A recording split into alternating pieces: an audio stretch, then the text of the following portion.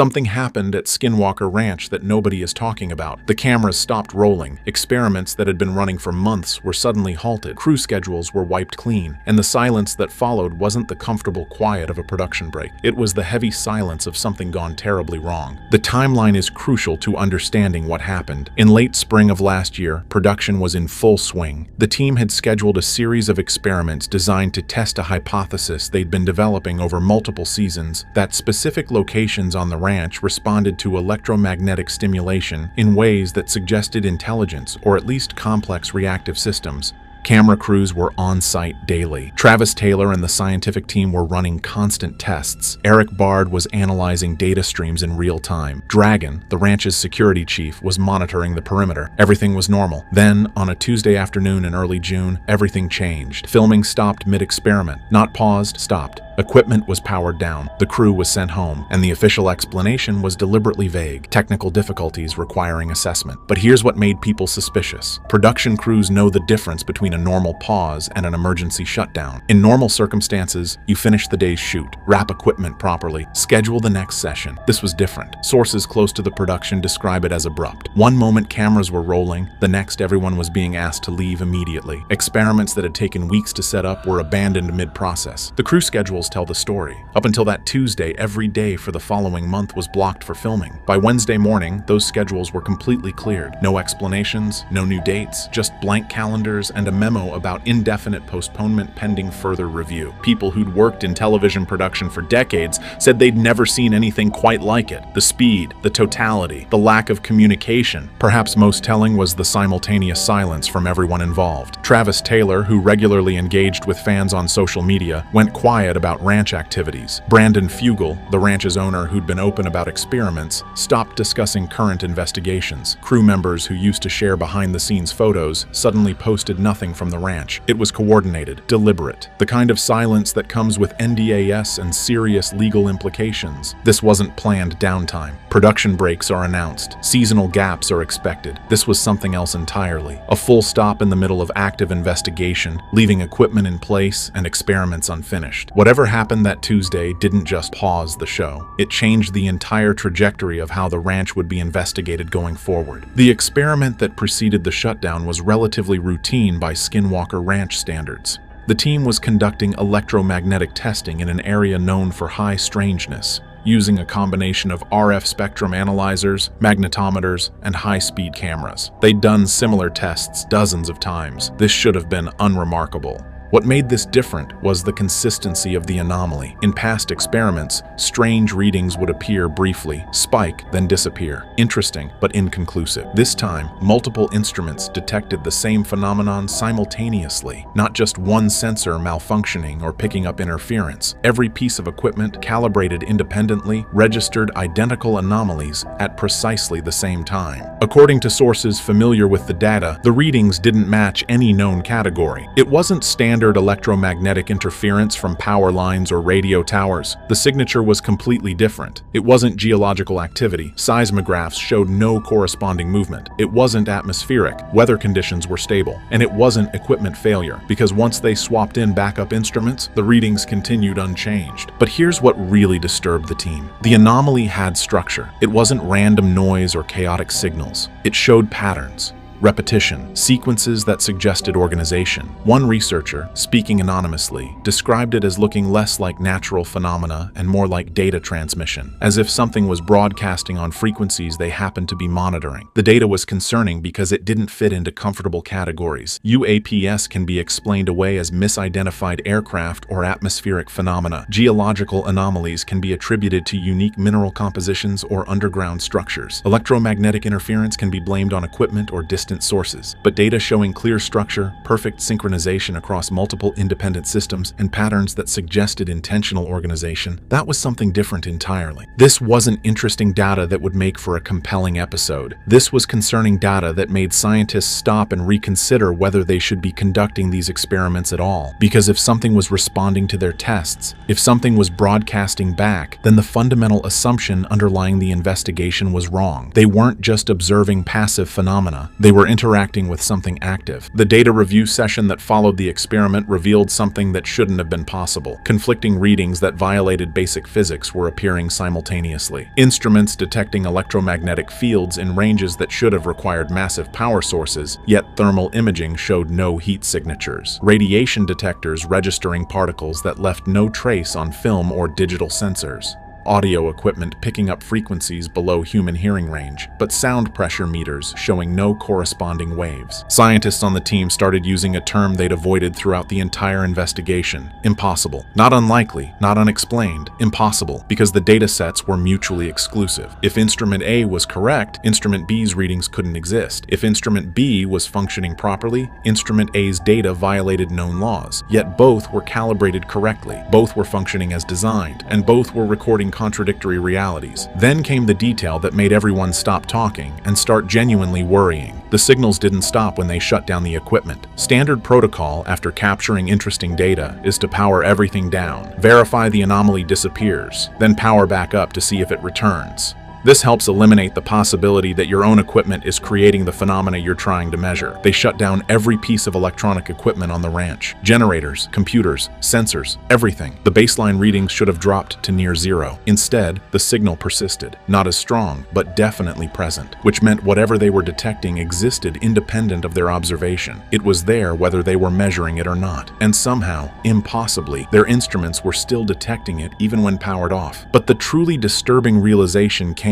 when they analyzed the pattern over time. The signal wasn't random, it wasn't consistent, it was adaptive. During the first hour of testing, it appeared in one frequency range. When they focused their instruments on that range, it shifted to another. When they broadened their monitoring, it split across multiple frequencies. It was as if something was testing their capabilities, learning what they could detect, adjusting its behavior accordingly. This crossed a fundamental line in scientific investigation. You can study phenomena that don't understand they're being studied. Weather doesn't know you're measuring it. Geological formations don't care about your seismographs. But if something is responding to observation, if it's adjusting behavior based on how you're measuring it, then you're not conducting passive research anymore. You're engaged in an interaction, and interactions can go both ways. Before this experiment, safety concerns at Skinwalker Ranch focused on practical matters. Don't stand under the drilling rig. Wear protective equipment during rocket launches. Maintain safe distances from high-powered laser and RF equipment. Standard industrial safety protocols for the kind of testing they were conducting. But after this data came back, the conversation about safety changed fundamentally. Medical monitoring of team members had been routine throughout the investigation. Blood work, basic physicals, standard stuff to ensure nothing on the ranch was causing obvious health problems. But in the days following this particular experiment, several team members reported symptoms that couldn't be easily explained. Severe headaches that lasted for days, sleep disruption,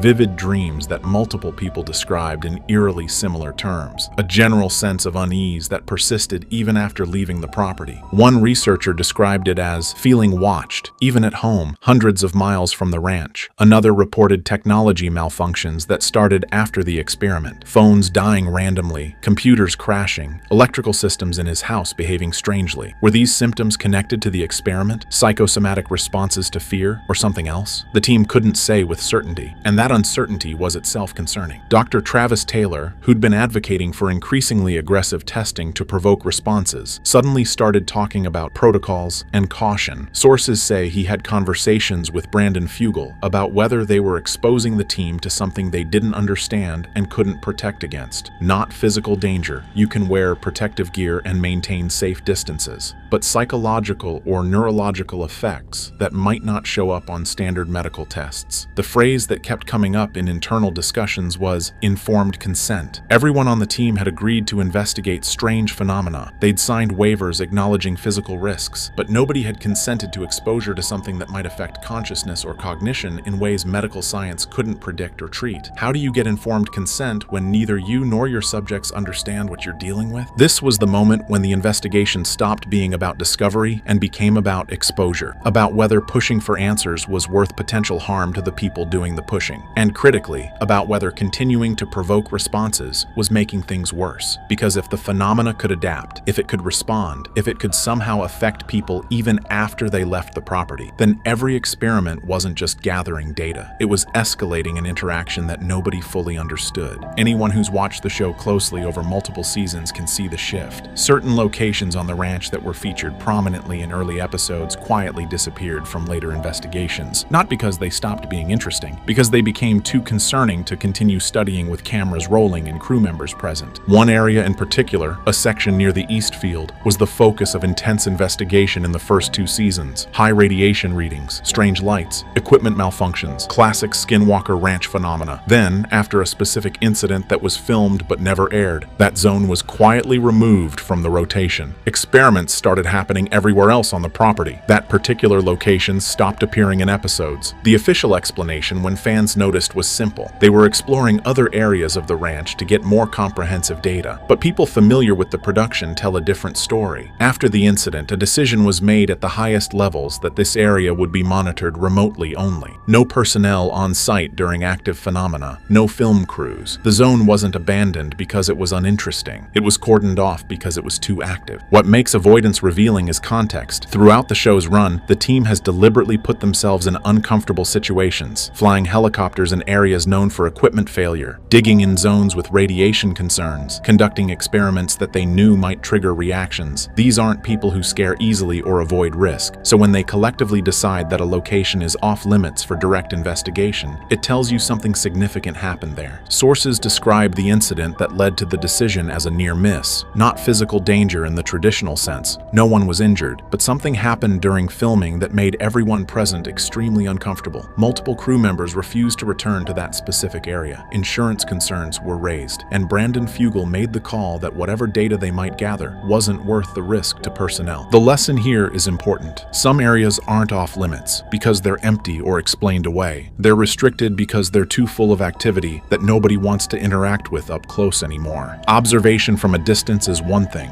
Direct exposure is something else entirely, and the decision to maintain distance after years of aggressive investigation speaks volumes about what they experienced in that zone. One of the strangest aspects of the shutdown involves the delayed reaction to footage. During filming, everyone on site was focused on equipment, data streams, and immediate observations. The atmosphere was professional, scientific, controlled. Yes, strange things happened, but in the moment, with cameras rolling and a job to do, people stayed focused on documentation. The unease came later, during the review sessions when editors started going through raw footage frame by frame, when producers watched everything that had been captured without the distraction of being on site. That's when people started seeing things that nobody noticed during actual filming. Details in the background, patterns in the data visualizations, sequences that didn't make sense when viewed in isolation, but became disturbing when seen in context. One editor described the experience as watching something change the longer you looked at it. He'd review a segment, mark it for inclusion, then come back to it hours later and see something different. Not literally different, the footage hadn't changed, but his perception of what was happening in the frame had shifted. Details that seemed insignificant during the first viewing became prominent. Patterns emerged that he couldn't unsee once noticed. Multiple crew members reported that reviewing footage affected them more than being on the ranch during filming, which doesn't make logical sense. You'd think direct exposure would be more impactful than watching recorded video in a comfortable editing bay. But the repeated viewing, the ability to pause and examine frames, the process of trying to understand what they'd captured, that's what got under people's skin. Then came the reports from people who worked on the footage off-site, away from the ranch entirely. Editors in Los Angeles, color correction specialists in New York, sound designers who never set foot in Utah. They started reporting strange experiences, dreams about the ranch, a sense of being observed while working on specific segments, technology problems that seemed concentrated around footage from particular experiments. This is where things get genuinely unsettling. If phenomena could somehow extend beyond the physical location through recorded media, then documentation wasn't a safe distance observation anymore. It was a vector. Every copy of the footage, every hard drive, every review session, potentially extending whatever was happening at the ranch to people who'd never been there. The real shock didn't come from being present during the experiments. It came from trying to understand what had been captured afterward. Networks shut down productions for predictable reasons. Budget overruns, declining ratings, cast conflicts, safety violations, standard entertainment industry issues that happen all the time and get resolved through normal business processes. What happened with Skinwalker Ranch wasn't any of those things.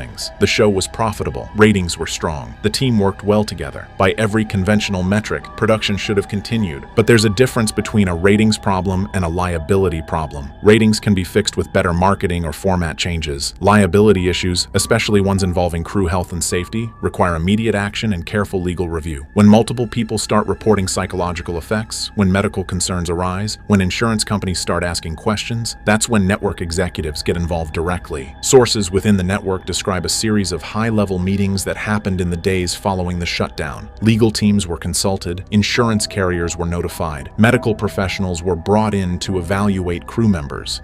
This wasn't creative executives discussing storylines. This was risk management trying to understand potential exposure and liability. The decision to pause production came from above the show's production team. Brandon Fugal owns the ranch and could have continued private investigations. The core team wanted to keep working. But when a network's corporate structure gets involved, when lawyers start reviewing what happened rather than producers, that signals a fundamental shift from entertainment concerns to legal and safety concerns. What makes this shutdown different from past controversies or production problems is the speed and completeness. Past issues with paranormal shows have led to format changes or cast replacements.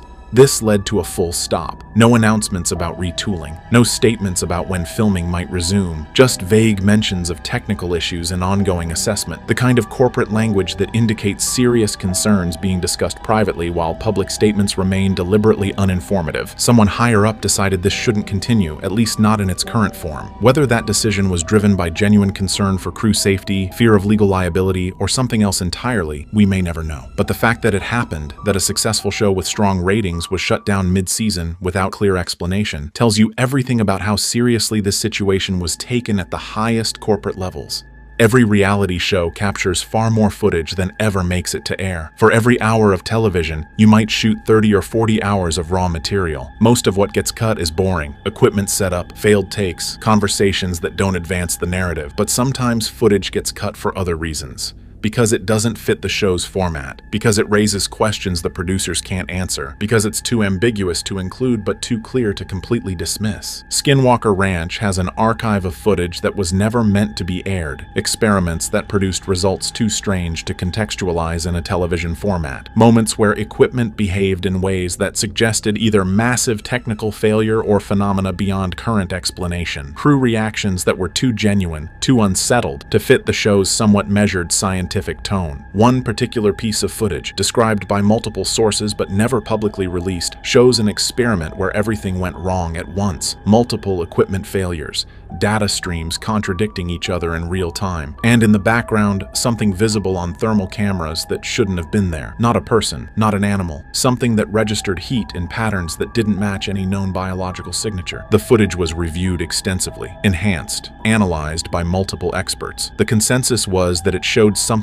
real, something physical enough to register on multiple sensors, but what it showed couldn't be easily explained. It wasn't clear enough to definitively prove anything extraordinary, but it was too clear to dismiss as equipment malfunction or misidentification. It existed in the uncomfortable middle ground where debunking fails but proof remains elusive. The decision was made to keep this footage in the vault, not because it was boring or irrelevant, because silence can be a form of containment. If you can't explain something and you can't debunk it, sometimes the safest option is to not show it at all. Let people speculate about what might have been captured rather than giving them actual footage that raises more questions than it answers. This is where the shutdown becomes most interesting from a disclosure perspective. Everything that aired on the show was carefully curated to be compelling but ultimately explainable within the show's framework. Mysterious but not definitively proven. The footage that never aired, that sits in archives under legal protection and non-disclosure agreements, that might tell a very different story. Not everything is debunked by science and skepticism. Some things are simply buried because they don't fit into comfortable narratives about what's possible. The question everyone asks is whether the ranch is still active without cameras, whether experiments continue privately, whether the phenomena that made Skinwalker Ranch famous persist when nobody is watching or documenting. The answer, based on everything we can piece together, is yes. Activity continues, investigation continues, but the nature of how it's being studied has fundamentally changed. Brandon Fugal has made it clear the ranch remains a focus of serious scientific investigation, but that investigation is happening differently now. More remote monitoring, more automated data collection, less direct human presence during active radioactive phenomena. The shift suggests lessons learned from whatever led to the shutdown. That proximity to certain events carries risks that can be mitigated through distance and technological intermediation. The patterns observed over years of investigation suggest that whatever happens at Skinwalker Ranch doesn't depend on human observation. The phenomena existed before the show. They'll exist after. Cameras and scientific instruments might make the events visible and documentable, but they don't create them, which raises an uncomfortable question. If filming stops but activity continues, what was the investigation actually accomplishing besides documentation? Some researchers argue that aggressive investigation, deliberately provoking responses, attempting to trigger phenomena through experimentation, might have escalated whatever exists there. That each rocket launch, each drilling operation, each electromagnetic pulse wasn't just observing passive phenomena, but actively engaging with something responsive, and that engagement potentially made things worse. The shutdown might represent a recognition that the paradigm was wrong. You can't treat intelligent, responsive phenomena like laboratory subjects. You can't provoke and measure something that might be measuring you back. The scientific method works beautifully for studying things that don't know they're being studied. It becomes problematic when the subject of investigation is aware of the observer and potentially capable of responding in ways that affect the observer. Looking forward, Skinwalker Ranch will likely remain an active research site, but the research will be more cautious, more respectful of boundaries that weren't clear until they were crossed, less focused on making compelling television, and more concerned with understanding phenomena without unnecessarily escalating interaction. Because the ultimate lesson of the shutdown is simple. Stopping observation doesn't stop activity, but it might stop whatever consequences come from aggressive investigation of things we don't yet understand.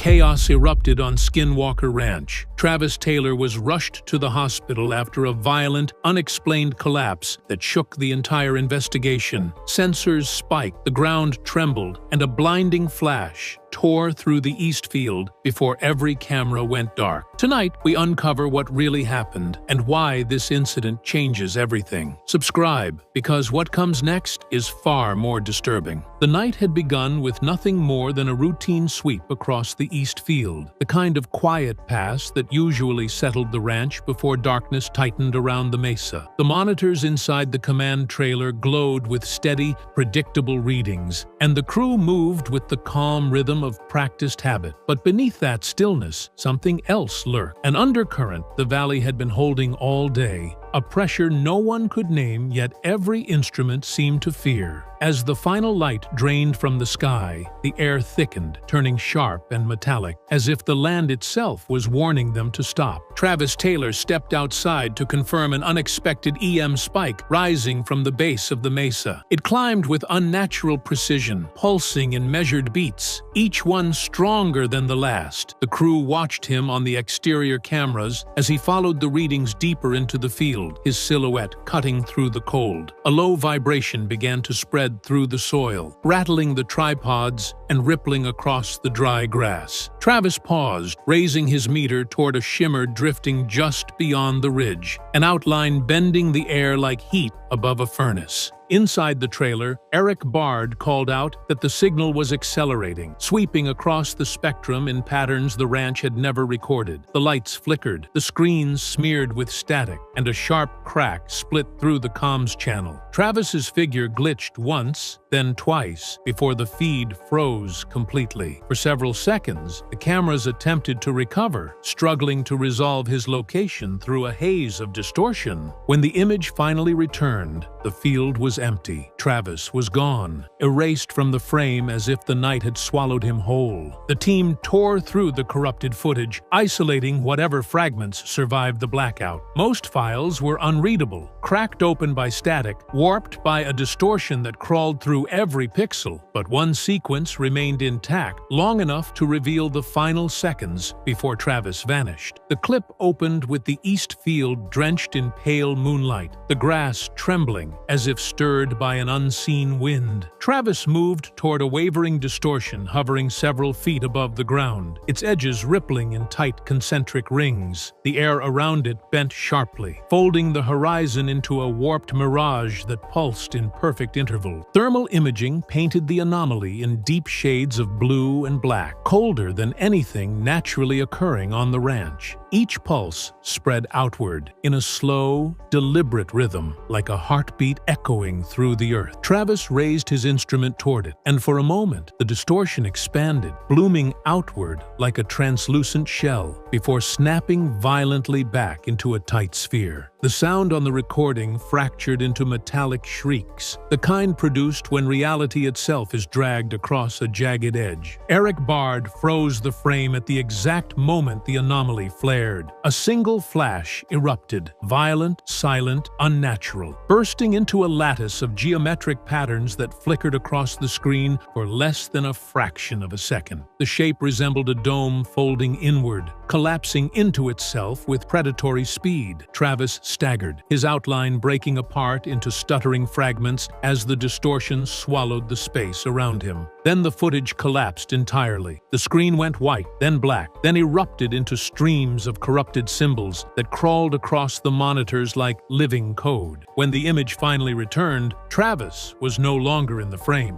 Instead, something else lingered, an afterimage shaped like a vertical arc of light, suspended above the ground, humming with the faintest trace of motion. And as the team stared at it in stunned silence, the arc flickered once, as if something inside it was trying to step through. The moment the feed collapsed, the crew sprinted into the night, their boots hammering across the frozen ground as the last echoes of the flash bled into the darkness. The east field was unnervingly still, drained of sound, as if the entire valley had stopped breathing. Then they saw him, Travis Taylor, lying face down in the dirt, his body jerking in violent, uncontrolled spasms. The soil beneath him vibrated in rhythmic tremors, each pulse syncing with the residual EM spikes, screaming across their handheld meters. Whatever he had encountered had not simply struck him, it had passed through him. Eric Bard dropped to his knees first, shouting for help as he grabbed Travis by the shoulders. The moment he touched him, Eric recoiled. Travis's skin was ice cold, colder than the night air, cold enough to burn. His eyes were half open, pupils blown wide, darting across a field of visions only he could see. With every convulsion, his limbs scraped across the ground, leaving shallow trenches in the dirt, as if he were being pulled from every direction at once. Radiation alarms clipped to their belts crackled to life, screaming warnings into the air. Levels surged past safe limits, climbing higher with each passing second. The crew dragged Travis backward, desperate to pull him away from the epicenter, but the ground shuddered beneath them, rippling like muscle under strain. A low hum swelled through the field, deep,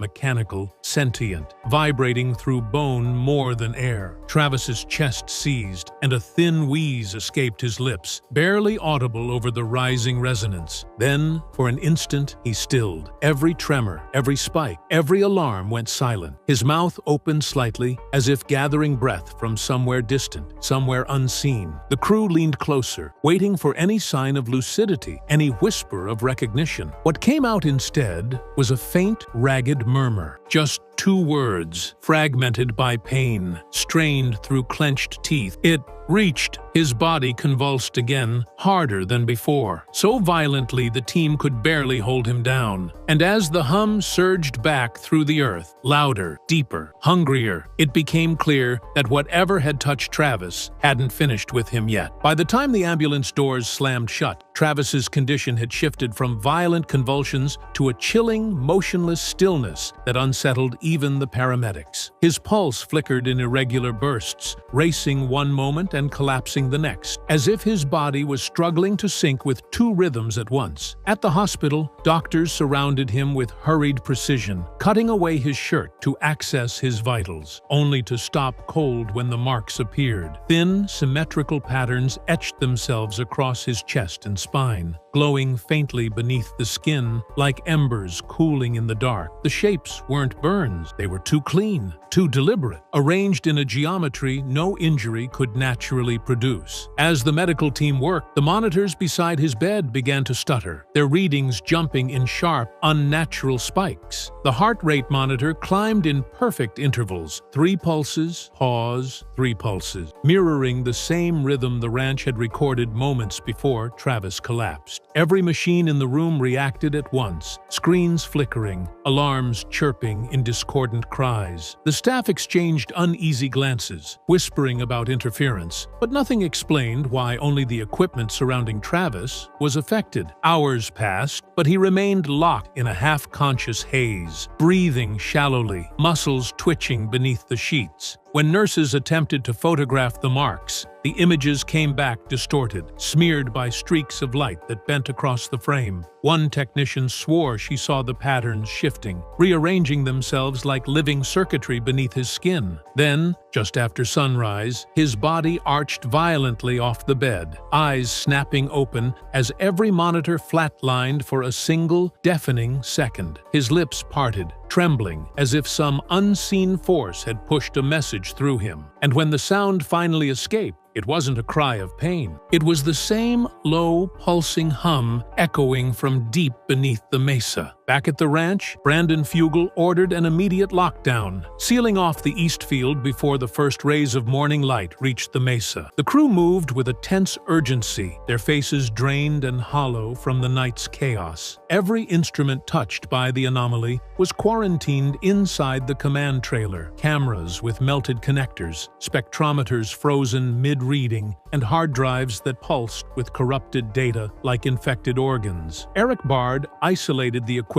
tied to the EM spike, only to find circuitry warped into twisted spirals, as if some invisible force had folded the components from the inside out. Nothing behaved like machinery anymore. It behaved like residue from an encounter no one was prepared to name. As Eric traced the power surge backward, he found something even stranger. Several devices had activated themselves during the blackout, recording footage no one had triggered, capturing angles the cameras weren't pointed toward. Frames flickered with shapes suspended in darkness, curved arcs of light, drifting orbs, and thin figures standing still against the mesa's ridge. Each appeared for less than a second before dissolving into static, but the impressions lingered like afterimages burned onto the mind. A security guard patrolling the northern fence reported seeing an orange glow rising above the mesa just minutes after Travis was evacuated. The light hovered motionless, swelling and contracting in slow pulses, casting unnatural shadows that crawled across the stone. When he attempted to radio the team, the transmission dissolved into sharp, metallic screeches that sent him stumbling backward in panic. He later admitted the sound felt less like interference and more like something trying to speak through the static. Inside the trailer, the lights dimmed without warning. Every monitor shut off, then flashed to life simultaneously, bathing the room in a cold, synthetic glow. Words formed across the screens, jagged and uneven, as if drawn by a trembling hand. "Return," the tone. And in that moment, the crew understood the ranch wasn't reacting to their experiments, it was demanding them. The deeper Eric dug into the previous night's readings, the more a single truth became impossible to ignore. The tone they'd broadcast wasn't just another experimental sweep, it was the trigger. Earlier that afternoon, long before the collapse, Travis and Eric had calibrated a new set of frequencies, ones designed to push deeper into the unexplored bands that Skinwalker Ranch had resisted for years. The generator had surged to life with a resonance that vibrated through the soil, humming in layered waves that left the air quivering like disturbed glass. Travis had remarked that it felt too clean, too precise, as if the tone was aligning with something already waiting beneath the mesa. As the generator climbed toward its peak output, several sensors spiked in perfect unison. Instruments that normally behaved like independent watchdogs suddenly mirrored each other, pulsing with a synchronized rhythm that mimicked breath. Eric had paused the sweep briefly, unsettled by how the frequencies seemed to respond rather than propagate. But Travis insisted on continuing. The pattern matched an earlier anomaly they'd never been able to decode. What they didn't know was that they had replicated a pitch recorded only once before, buried inside an obscure Ute oral account referencing the voice that wakes the sky. Hours later, after the collapse, Eric replayed the generator logs only to discover that the tone had never stopped. Even after the power cut, even after the systems went dark, the waveform continued broadcasting from a source the team couldn't trace. It wasn't coming from their equipment anymore, it was emanating from the ground itself. The soil across the east field vibrated in low, granular waves, humming with the same frequency they thought they had shut down. The earth had learned the tone, absorbed it, and begun replaying it with an intelligence that defied every law of acoustics. More alarming was the pattern embedded within it. Hidden beneath the primary resonance were harmonic layers, subtle, precise, almost mathematical, forming structures that resembled encoded instructions. Eric filtered them, slowed them, inverted them, but one terrifying conclusion grew clearer with every pass. The tone wasn't a broadcast, it was a reply, and the more he analyzed it, the more it shifted, adapting in real time to every modification he made, as if something beneath the mesa was listening closely and adjusting its voice to match his. By sunrise, the ranch had transformed from an isolated research site into a sealed perimeter,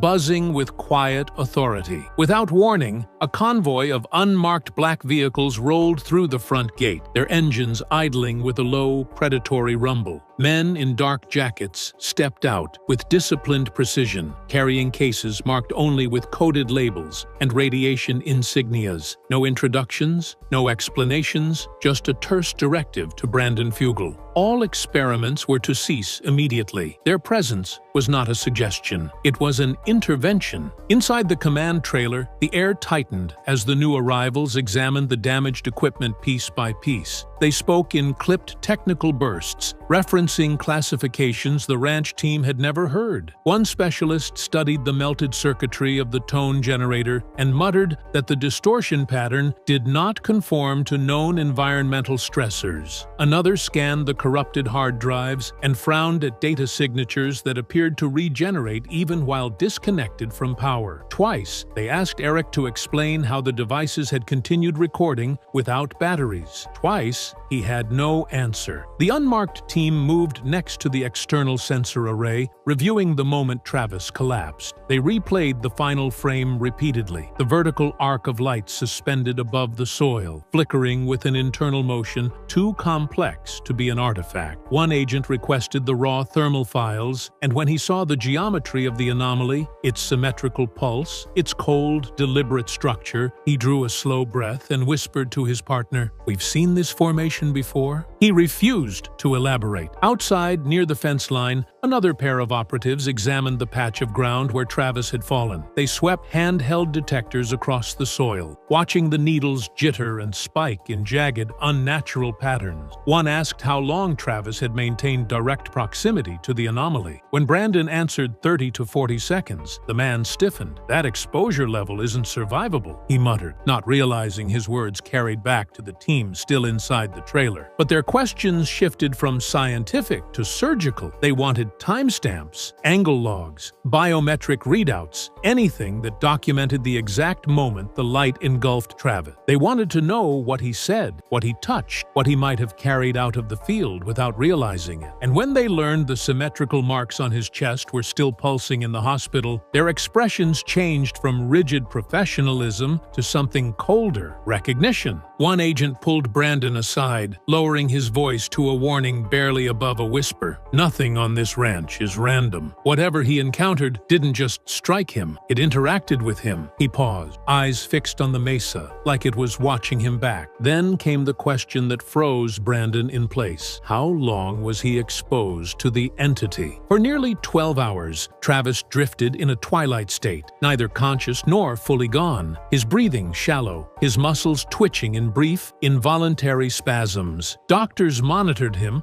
with a mixture of confusion and unease, noting how every machine near his bed behaved as if trapped inside an unseen magnetic field. Heart rate monitors pulsed in perfect triplets. IV pumps stuttered in synchronized beats. Even the overhead lights flickered in rhythmic sequences that matched the same pattern still echoing across the ranch. It was as if whatever had struck Travis had followed him into the hospital, embedding itself inside the very air around around him. At 3:14 p.m., his fingers trembled. A nurse rushed to his side just as his eyelids fluttered open, revealing pupils dilated to unnatural black discs. He didn't seem to see the room. He stared through it, past it, eyes fixed on something distant and intangible. A cold shiver raced through the staff as he whispered a string of fragmented words, disjointed and strained, each syllable escaping like it was being forced through him rather than spoken by him. Light, under, stone, coordinates, below. His pulse surged into erratic bursts, and the symmetrical marks across his chest flickered faintly beneath the skin, glowing in perfect unison with the beeping monitors. The doctor leaned close, trying to steady him, but Travis suddenly gasped, as if yanked back from a precipice only he could see. His body arched, and his voice dropped to a trembling whisper. "It followed me." The temperature in the room plunged, frosting the edges of the heart monitor. One nurse stepped back, swearing she heard a low hum vibrating through the floor, resonating up her legs like distant machinery, waking beneath concrete. Then, without warning, Travis snapped fully awake, his eyes locked onto the ceiling, wide and terrified,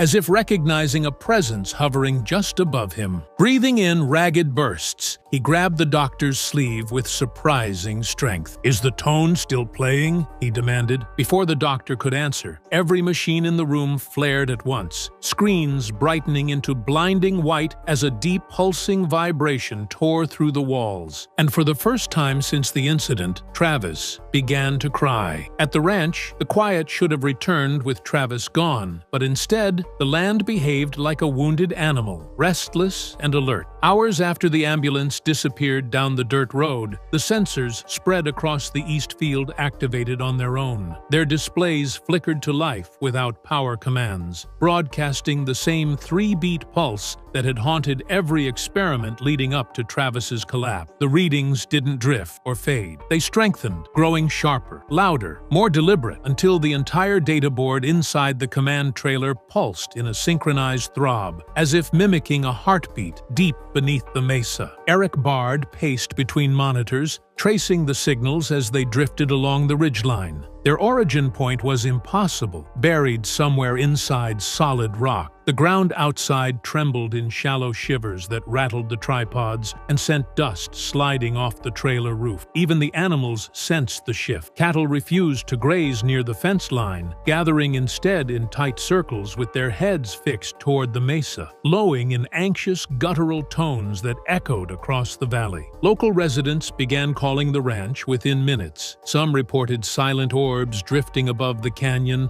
gliding effortlessly against the wind. Others described a low mechanical hum vibrating through their homes, so deep it rattled dishes in cupboards and made windows buzz in their frames. One family claimed their porch lights flickered in the same 3-beat pattern before shutting off entirely. Whatever had struck the ranch was spreading outward, rippling across the basin like a stone dropped into dark water. Back at the hospital, Travis lay propped in a dim recovery room, pale and silent. Doctors had cleared him for observation, unable to identify a single medical explanation for the symmetrical marks that continued to pulse beneath his skin. When Brandon and Eric finally entered his room, he looked at them with hollow eyes, as though pieces of him were still trapped out there in the dirt where he fell. He whispered that the light hadn't stopped after the collapse. It had followed him, clinging to the edges of his vision like a silhouette waiting for permission to step forward. During discharge paperwork, the nurse checking his vitals hesitated. The radiation monitor clipped to her belt began chirping, softly at first, then louder, its needle rising toward the red. She checked the device, thinking it malfunctioned, but the readings only climbed higher the closer she moved to Travis. When he exhaled, the monitor spiked violently. Then, Travis looked at Brandon with a distant, trembling clarity and whispered, "It's coming back!" And miles away, on the ranch he'd just escaped, the sensors began pulsing in perfect rhythm. 3 beats, pause, 3 beats, like an approaching signal counting down.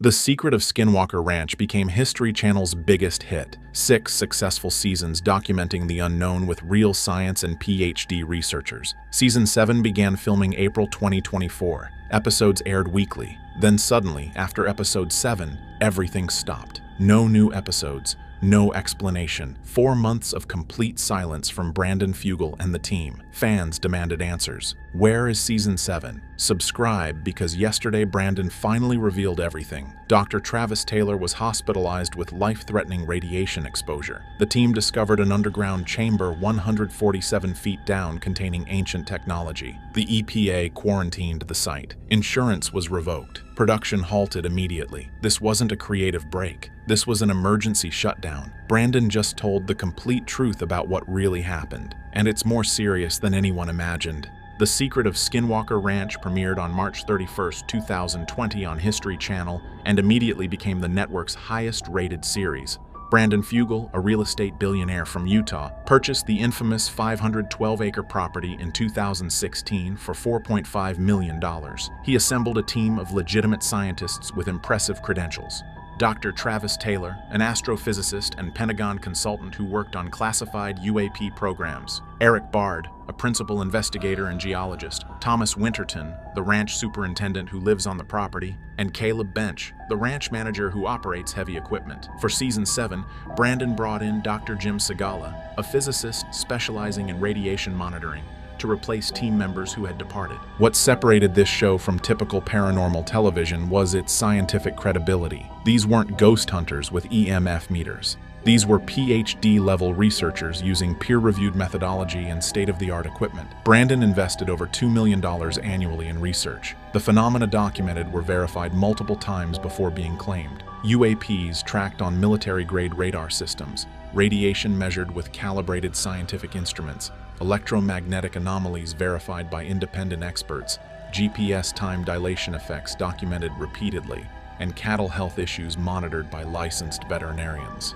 The progression through Seasons 1 to 6 showed increasingly aggressive investigation. Season 1 established baseline measurements across the property. Season 2 began initial drilling and excavation attempts. Season 3 intensified mesa investigations with larger equipment.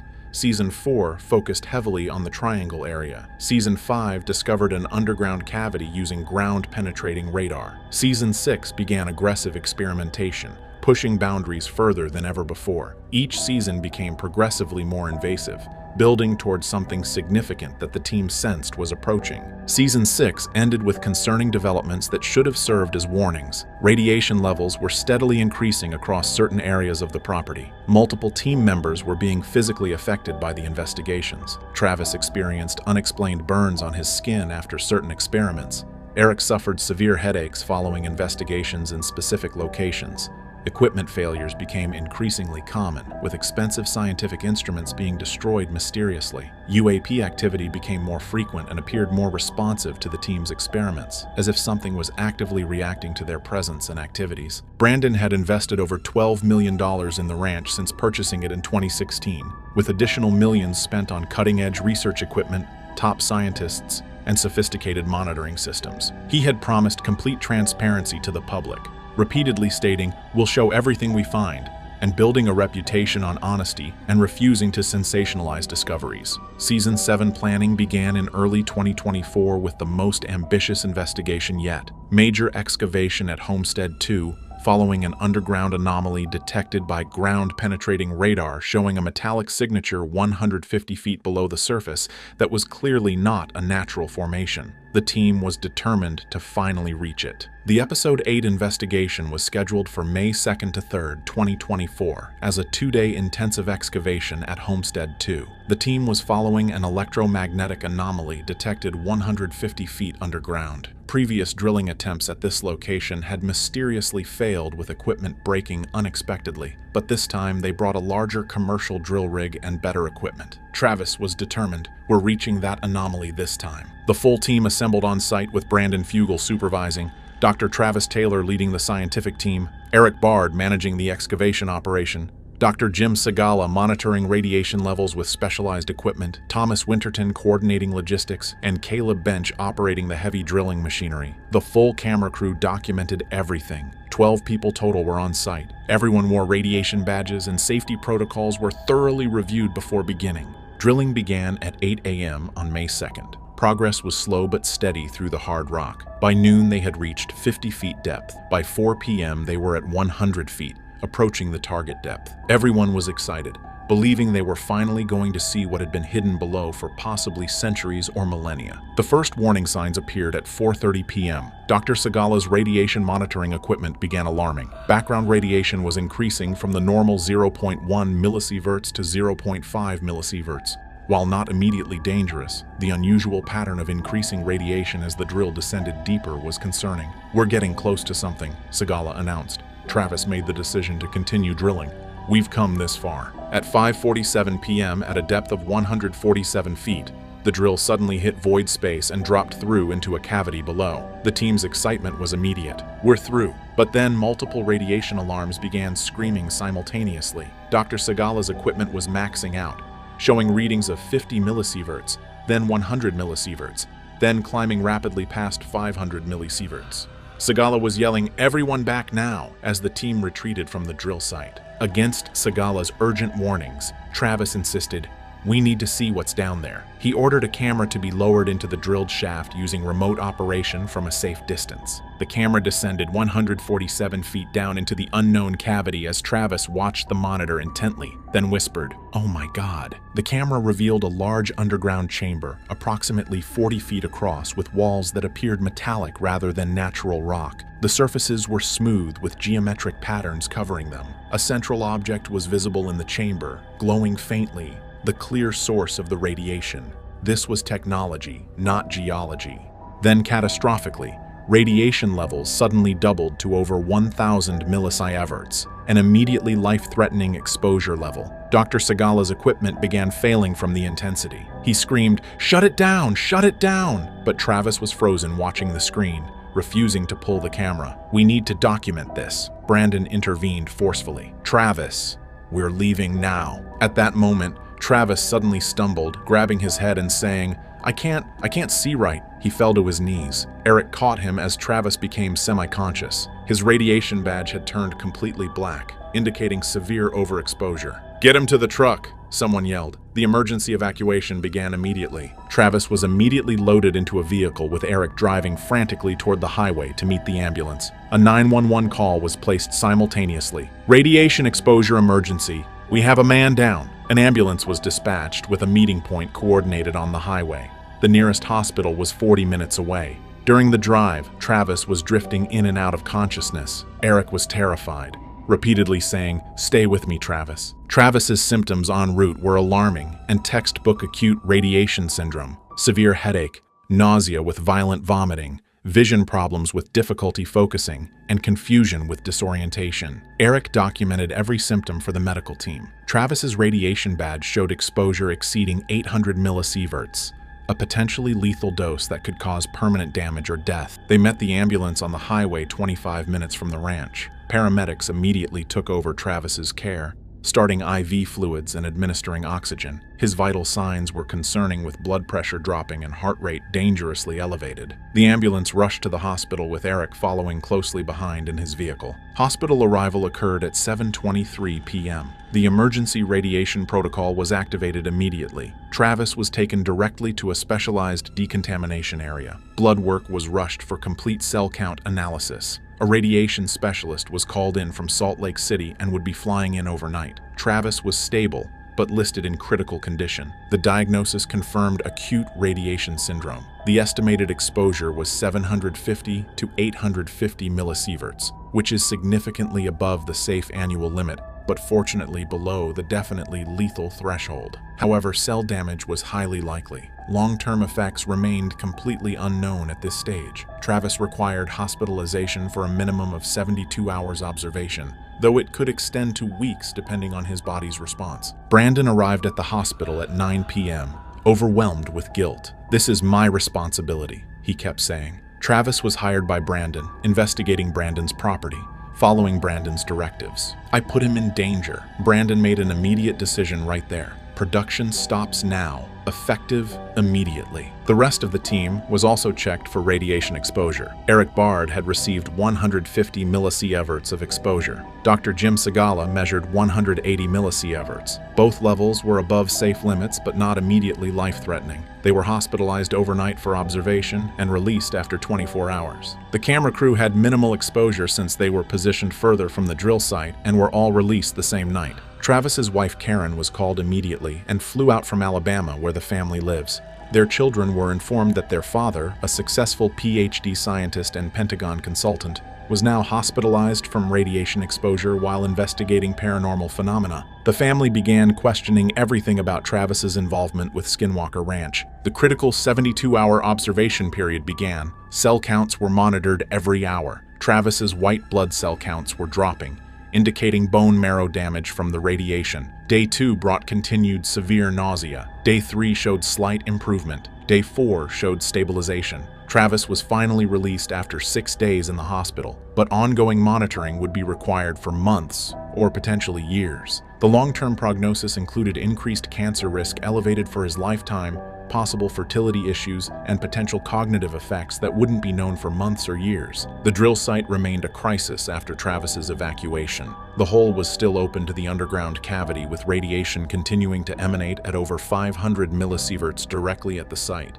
decreasing with distance but leaving the immediate area contaminated within a 50-foot radius. The camera equipment was still down the hole, too dangerous to retrieve. Brandon issued emergency orders. Seal it immediately. Concrete trucks were ordered and arrived within hours. The operation proceeded overnight to fill the entire 147-foot shaft with concrete, completely burying what they'd discovered. By morning, the site was sealed as if it had never happened. The EPA was notified as legally required for any radiation release. They arrived the next morning for full site assessment, taking soil samples and testing water throughout the property. Contamination was localized to the immediate drill area. The rest of the ranch was unaffected. However, EPA findings confirmed radiation levels and detected artificial isotopes, consistent with technology, not geological sources. "What did you find down there?"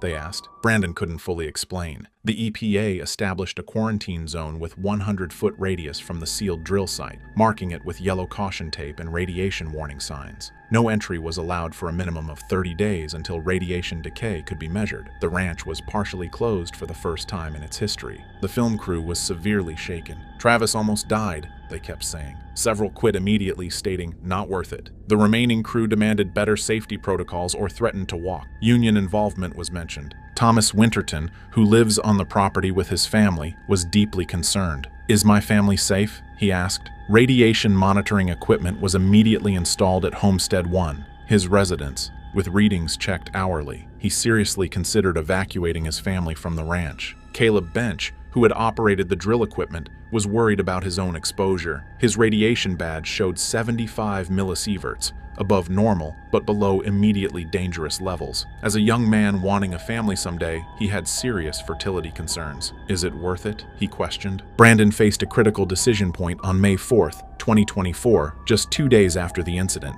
Travis was stable but hospitalized. The EPA had established quarantine. The crew was threatening to quit. Insurance and History Channel were both calling. A decision was required immediately: continue or stop production.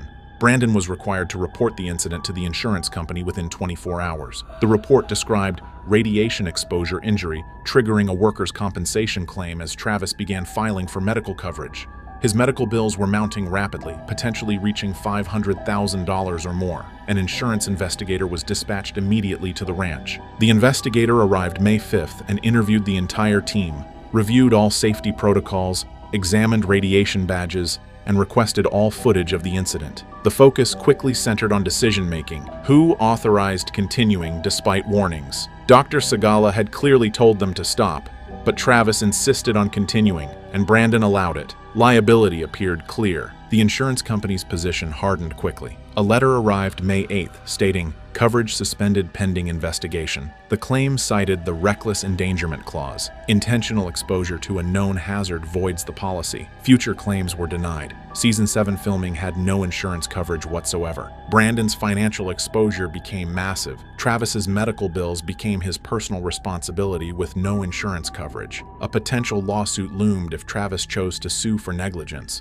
which could result in millions in damages plus punitive awards. His career could be permanently ended. History Channel called daily asking, "What's the status? When can filming resume?" Brandon explained the situation. Insurance gone, team member hospitalized, EPA involvement. The network's response was immediate. "We need to pause production." Brandon hired attorneys for liability assessment. Their advice was blunt. "You're extremely exposed legally." Potential charges included reckless endangerment, environmental violations, and OSHA violations of federal regulations. "Stop all operations immediately," they advised. OSHA launched an investigation triggered by the hospitalization. An inspector arrived May 10th for workplace safety review, examining radiation monitoring protocols, emergency procedures, and medical response capabilities. Multiple violations were cited, resulting in $75,000 in fines. Travis filed a workers' compensation claim on May 12th for workplace injury from radiation exposure, including medical costs, lost wages, ongoing treatment needs, and potential disability. The claim totaled $2.3 million. Brandon was in an impossible position. Cannot obtain insurance, cannot film without insurance, History Channel won't allow uninsured production, legal exposure is massive, fines are mounting, Travis's claim is pending, and the crew is demanding safety improvements.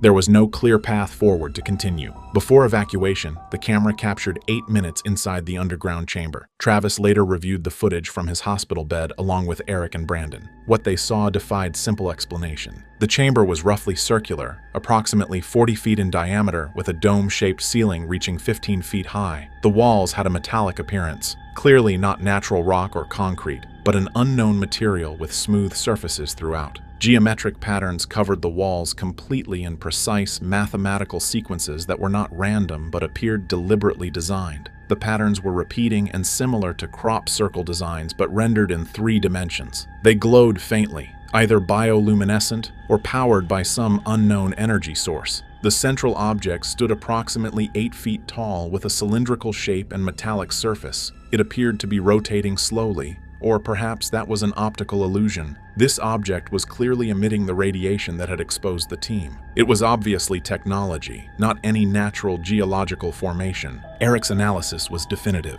This was built by someone or something. Travis agreed from his hospital bed, calling it the most significant discovery of my career. Dr. Segala's assessment of the radiation signature was equally concerning. Not any known isotope we've ever measured. The age question remained unanswered.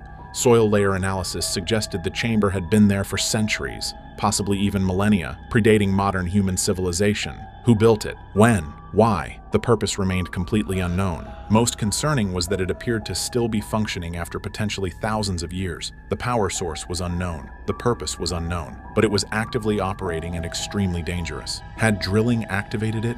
Or was it responding defensively to the intrusion like an immune system protecting itself? Eric expressed geological confusion. This shouldn't exist at this depth in this rock layer. The geological timeline was completely wrong. The rock formation was 200 million years old, but the object couldn't possibly be that ancient. Yet it was embedded in solid rock of that age. A complete paradox. The incredible discovery should have been published in peer-reviewed journals and studied extensively, but the site was radiation contaminated, couldn't be safely accessed, and was now sealed under 147 feet of concrete. Only camera footage remained as evidence, and they had nearly died obtaining it. Between May 10th to 15th, 2024, Brandon wrestled with the hardest decision of his career. Arguments for continuing were compelling. Most significant discovery ever made at the ranch, 6 seasons invested, millions of dollars spent, public deserves to know, can't quit now. Arguments against were equally strong. Travis nearly died, no insurance coverage, massive legal exposure, crew threatening to quit, EPA restrictions preventing access. A team meeting was held May 12th, with Travis joining via video call from his hospital bed. Brandon asked for honest opinions. Should we continue? Travis, despite nearly dying, said, "This is why we're here. Most important discovery in paranormal history. We can't stop now." But he also acknowledged, "I almost died. My family is terrified." Eric suggested continuing with better protocols and remote investigation to avoid human exposure. Dr. Segala warned, "Radiation levels too high. Cannot safely investigate without specialized equipment that takes months to acquire. Rush it, someone dies." Thomas expressed concern for his family living on the ranch. "Is the ranch safe? Should we evacuate?" History Channel pressured for content. "We need a timeline." Brandon responded, Safety first. I don't know when we can resume. The financial reality was brutal. Brandon had invested $14+ million total, with season 7's budget at $3 million, already spending $1.2 million. Stopping meant massive financial loss. Continuing risked lawsuits, lives, and potentially criminal charges. Brandon made his final decision,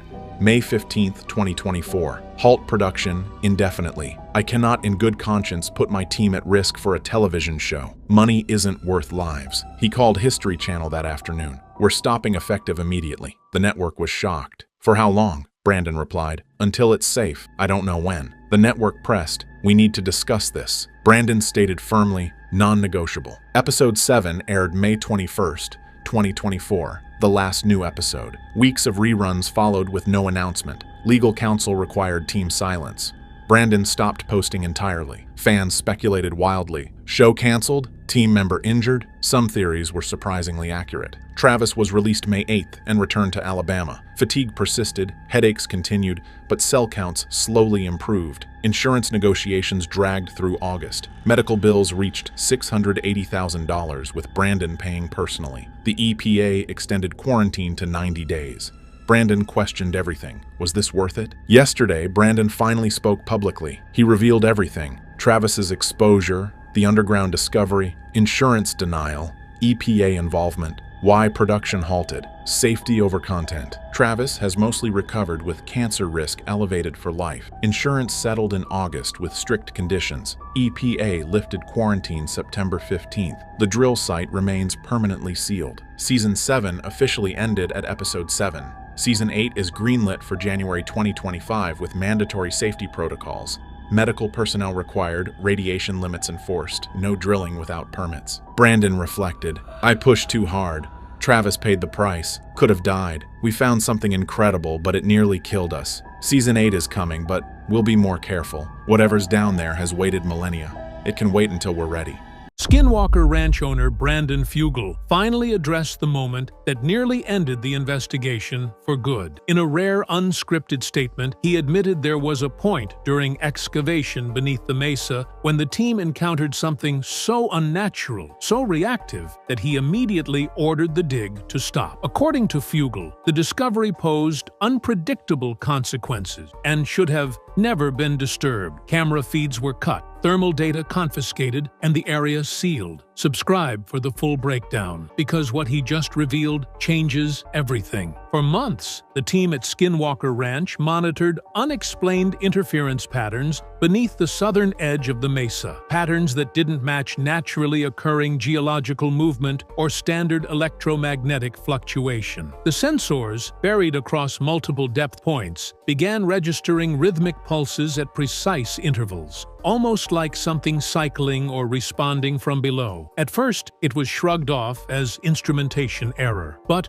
when multiple systems, thermal, seismic, and radar, recorded the same frequencies simultaneously, attention shifted. Brandon Fugal initially resisted excavation. Despite being the owner and main financial backer, he repeatedly warned that disturbing soil at locations with active anomalies had historically resulted in escalation, referencing earlier incidents when drilling triggered unexplained mechanical failures and skyborne activity. Pressure to investigate mounted after an unmarked low-pressure point was detected below the mesa that showed no geological reason for existing. The team believed there could be an underground structure, potentially artificial, buried, and undisturbed. Fugal hesitated, but approved the pre-excavation radar survey under strict environmental containment protocol. When ground-penetrating radar returned an image, angular, with seemingly straight-lined contours, debate erupted. Phil Torres argued it could be a chamber or collapsed facility. Technical staff believed it might be natural stratification, but the most unsettling point came from an acoustics consultant who noted the returned echo profile aligned more with open density, as if something hollow existed beneath them.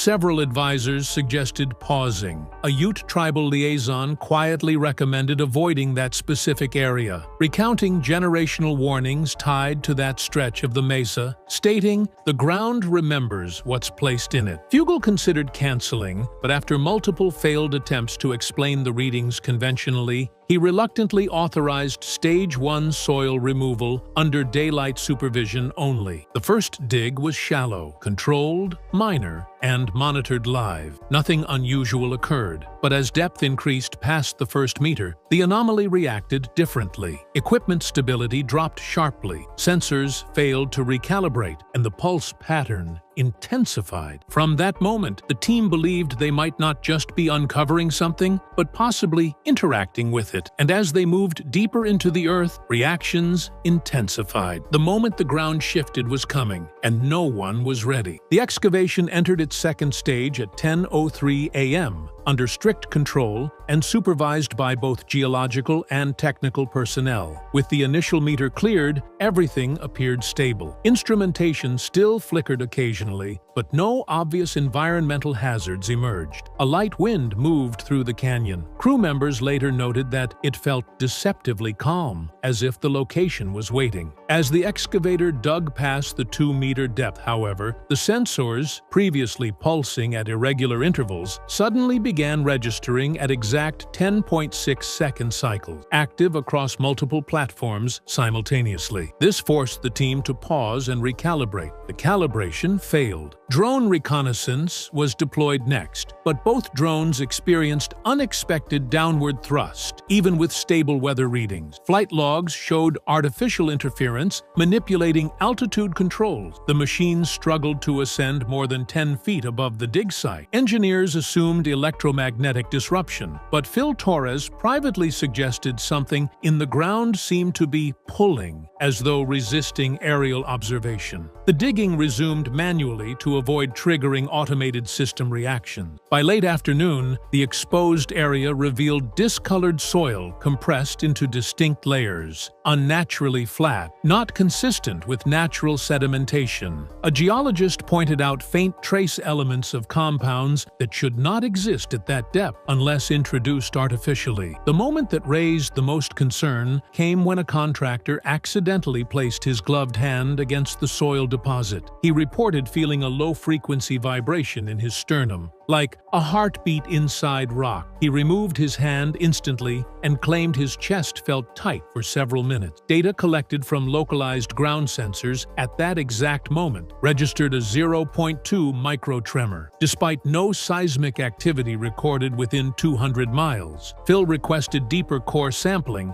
to understand what lay beneath the newly exposed strata. Fugel hesitated, but approved the test given the emerging significance. As the core drill advanced, air pressure around the site began dropping. For 17 seconds, sound meters detected a compression wave moving outward from the shaft. Yet, no wind occurred. The crew started hearing faint, rhythmic thumps, felt through their boots, not heard through the air. One technician later wrote it felt like being above something, breathing. They kept digging. None of them understood that what they were encountering wasn't being uncovered. It was responding. And within hours, the first truly alarming shift would take place. Because when night fell over the mesa, the ground itself began to move. Dig operations had ceased for the evening at precisely 6:48 p.m. While surface-level conditions remained outwardly stable, multiple team members had filed quiet concerns about prolonged internal unease. The monitoring posts were left active overnight per Fugel's request, collecting ambient seismic, thermal, and radio frequency data. Just before midnight, the first alert triggered automatically on the remote surveillance terminal. What registered initially appeared as a microquake, but the pulse signature did not match geological behavior. It was too symmetrical. Data compared against ambient wave patterns suggested directional energy pulsing from below, not lateral displacement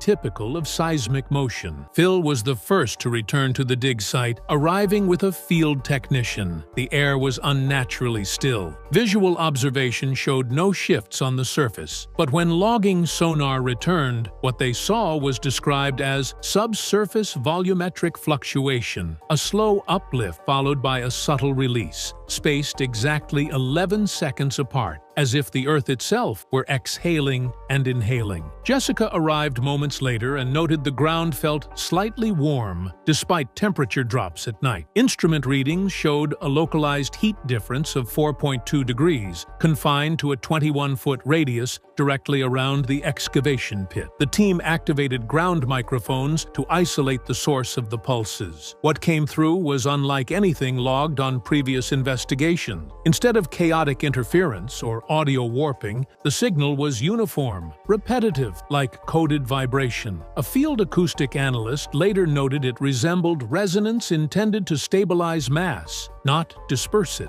Moments later, one of the stabilization sensors collapsed inward, falling into the hole despite being securely staked outside the cut line. Equipment readings began failing. Battery life dropped at accelerated speed, signal loss cascaded across receivers, and core drill telemetry spiked at 400% activity, despite being inactive. Phil radioed Fugel directly, advising temporary suspension and evacuation. According to internal report snippets, before issuing his directive, Fugel asked one question: "Is the ground rising?" The next reading answered for them. The soil within the pit swelled upward approximately 1.3 centimeters without external pressure. Movement was slow but undeniable. A technician watching the live thermal overlay gasped, claiming he saw a pattern forming along the lifted earth, something repeating the same frequency signature logged earlier. Then alarms triggered simultaneously across all monitors. The ground didn't just shift again, it reacted. And when the team replayed the footage from this moment, Fugel made the decision that changed the entire course of the excavation. During the incident, the primary live cameras failed exactly as expected once the anomaly spiked, but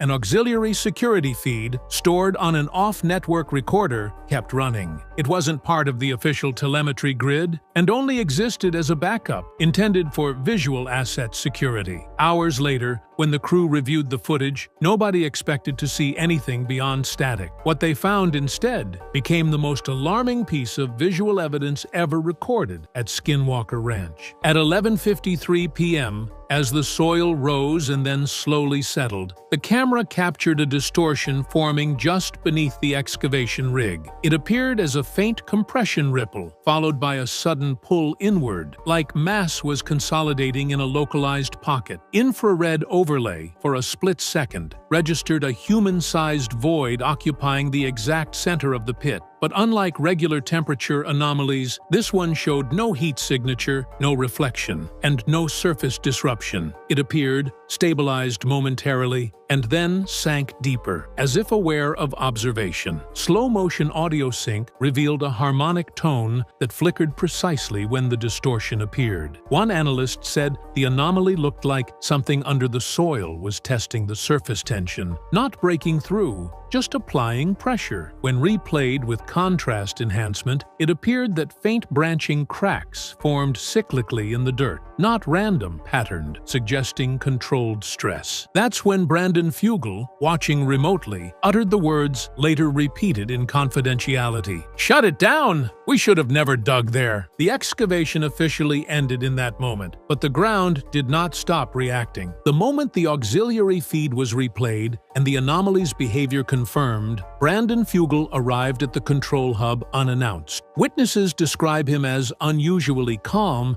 but visibly tense, watching the footage on silent loop. After a prolonged pause, he requested the final seismic overlay. When the technician zoomed in on the subsurface displacement model, Fugel reportedly whispered, "It's zeroed in on the excavation point." Moments later, localized vibration returned, this time increasing in frequency, mirroring the exact timestamp where the technician earlier reported chest pressure. The crew noted that the readings didn't resemble geological activity at all. Instead, they displayed progression, targeted movement shifting lower into the shaft. At 12:07 a.m., he issued the official order: "Seal it immediately. No more cutting. No more testing. We shouldn't have dug there." Those words froze the room. Production halted. Excavators were withdrawn. Within minutes, the site became restricted restricted, and the crew was repositioned outside the containment zone. Engineers attempted to document residual sensor output, but the readings began fluctuating independently, even with all equipment disconnected. Battery packs dropping to zero, core sampling rigs warming unexpectedly, and minor electromagnetic pulses clustering around the excavation rim despite zero incoming power. One contractor reported that the soil reshaped slightly again, this time not upward, but compressing toward the perimeter, like the ground trying to reset itself. He refused to continue work and later filed for removal from the project. Fugel personally instructed that the dig zone be filled and sealed with reinforced mineral packing, not standard soil. He demanded that no personnel re-enter the site until further notice and insisted that data logs skip automated cloud backup to prevent off-site distribution. In post-brief discussion, his stance shifted from curiosity to containment. "Whatever is beneath this mesa," he said, "it wasn't meant to be disturbed, and it knew when we tried." What he didn't expect was that the anomaly would continue reacting even after being buried. After the dig site was sealed and equipment disconnected, the crew expected activity to cease immediately. Instead, sensors that were supposed to be offline began transmitting residual readings without any recorded power source. Auto-logging captured a sequence of faint but consistent fluctuations in the newly packed material, as if something beneath it was still adjusting. At 1:14 a.m., nearly an hour after shutdown, the remote seismic monitor registered directional movement, not toward the excavation pit, but away from it. Slow, measured, deliberate, heading northeast along the underground gradient. Phil Torres, still on site analyzing live feeds, noticed that the movement aligned exactly with the path where the crew stood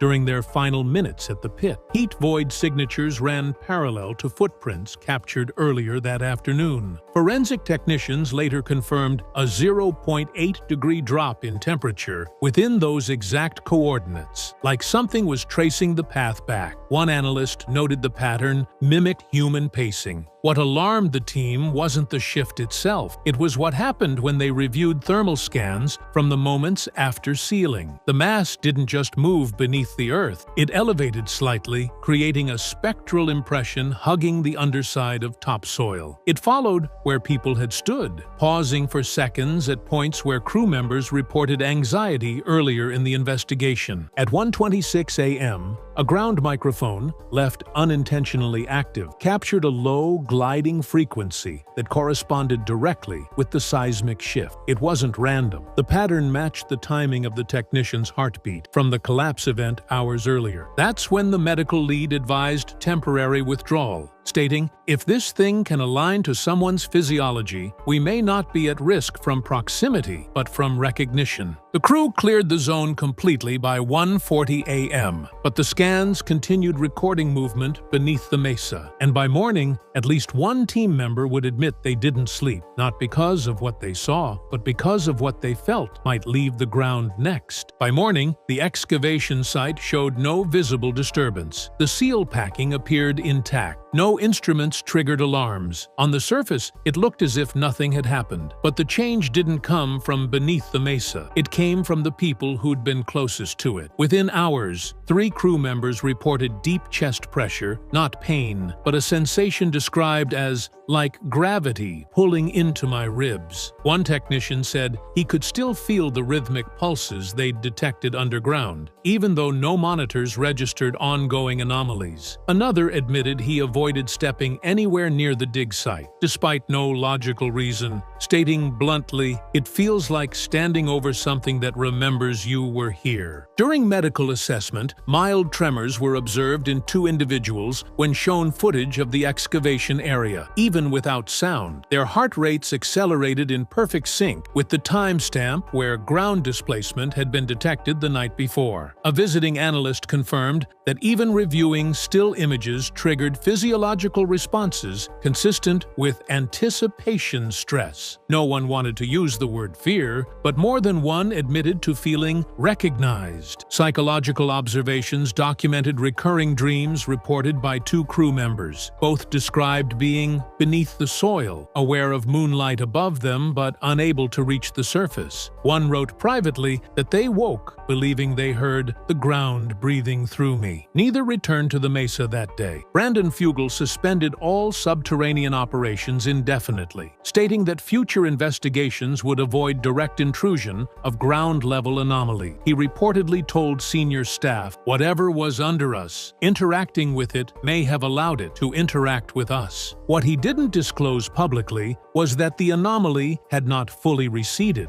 and in the hours ahead, records would reveal it wasn't finished reacting. Earlier today, when pressed during a recorded interview about why excavation beneath the mesa was halted without public explanation, Brandon Fugel finally addressed the event directly. His response was brief but deliberate. He stated, "We began digging because we believed we were investigating something passive. What I realized too late was that we were interacting with something active." The room fell silent. He went on to explain that while the team expected geological feedback or possible industrial remnants, what appeared during the survey showed signs of conscious reaction. "It didn't behave like pressure release. It behaved like awareness," he added. When asked whether the team had disturbed something, Fugel paused before replying, "I believe we caused an environmental response that was not naturally occurring, and we should have never dug there." He emphasized the decision to cease operations was not made out of caution, but out of prevention. His final comments suggested deeper concern than logistical risk. Some discoveries should only be observed, not touched, because once you interact with them, they can interact back. The interviewer attempted to clarify if the phenomenon posed danger to the public. Fugel didn't answer directly. Instead, he said, "We sealed it because it reacted to attention. And if you air something like that, you amplify it." Seconds later, the network cut to a break. When cameras returned, no further questions about excavation were allowed. Following Fugel's statement, internal sources confirmed that the excavation site remains sealed under reinforced containment material, now monitored exclusively through remote sensors at carefully controlled intervals. No crew members are permitted to physically step onto the location without written authorization from both the medical supervisor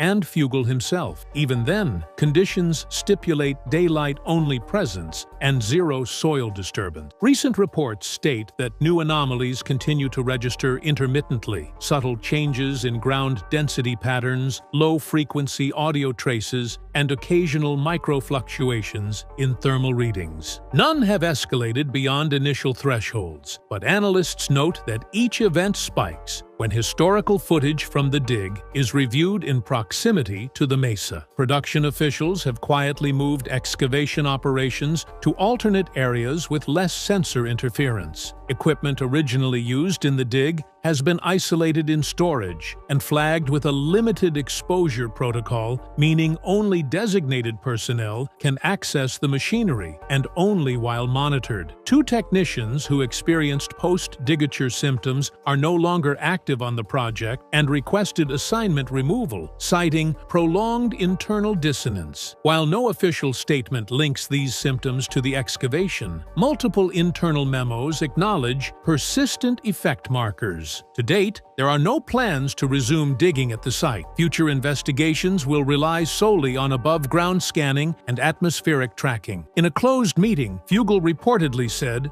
"We didn't find something buried. We woke something that already knew we were here." When asked if he fears that whatever reacted underground might re-emerge, he responded, "It's still reacting. We're choosing not to provoke it further. For now, the site remains sealed. The ground is silent, but few believe it is still. And while no formal closure has been announced, those involved in the dig already understand the truth. They will never dig there again. Not because they can't, but because they shouldn't. And the deeper question now isn't what's buried under Skinwalker Ranch. It's what might already be awake beneath it. Dr. Travis Taylor is finally breaking his silence. Minutes ago, he revealed that an entire episode of The Secret of Skinwalker Ranch was permanently banned, not because of safety, not because of technical failure, but because of something they recorded in the sky that night. A silent object hovering above the mesa disrupted every camera, sensor, and data log simultaneously. Production never aired the episode. Until now, no one knew why, and what Travis just exposed may explain why government officials arrived before sunrise. Subscribe before we continue. It began with a hesitation. During a recent behind-closed-doors interview for a scientific symposium, Dr. Travis Taylor was discussing the evolution of Skinwalker Ranch research when a reporter asked a casual question about never-before-seen data. Travis paused, long enough that the room fell silent. Then, instead of brushing it off like he had done countless times in past interviews, he leaned into the microphone and quietly admitted that one investigation during production was forcibly halted, and the entire episode was banned from ever airing. According to Travis, it was not due to safety errors, lost footage, or team disputes, but because of what appeared in the sky. Until that moment, no one in the public was supposed to know it even existed. He explained that filming took place late into the night on a routine weather monitoring test. At 1:43 a.m., sensors picked up a sudden magnetic spike above the mesa. Travis noted it as a probable equipment glitch. 30 seconds later, the spike doubled. Crew members described feeling a subtle vibration in the ground beneath their feet, as though something unseen had shifted above them. The atmosphere changed, silent, heavy, like static before lightning. But the sky was clear. As cameras turned upward, a dark shape emerged just beyond the thin cloud layer. No light, no sound, no heat signature consistent with aircraft. Travis says it moved with intentional stillness, remaining suspended, as if physically anchored to the airspace. Moments later, every camera pointed at the object froze. The feed didn't go black. It locked, timestamp running, image unchanged. Within minutes, drones dropped, equipment rebooted. All recorded files from that hour corrupted completely. Production notified network executives by satellite phone. By sunrise, an order had come in: do not mention it again. And for the first time, Travis Taylor just did.